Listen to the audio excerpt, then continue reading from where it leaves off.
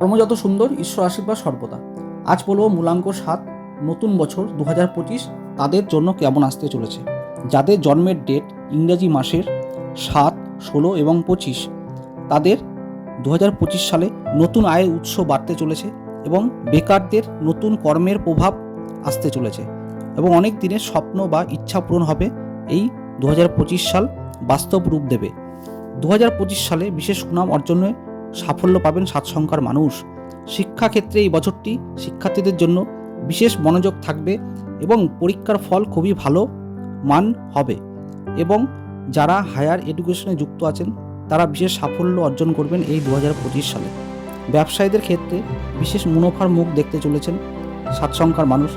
যারা মেডিকেল নিয়ে বা মেডিকেল প্রফেশনে আছেন তাদের সময় দুর্ধর্ষ আসতে চলেছে এই ২০২৫ সালে।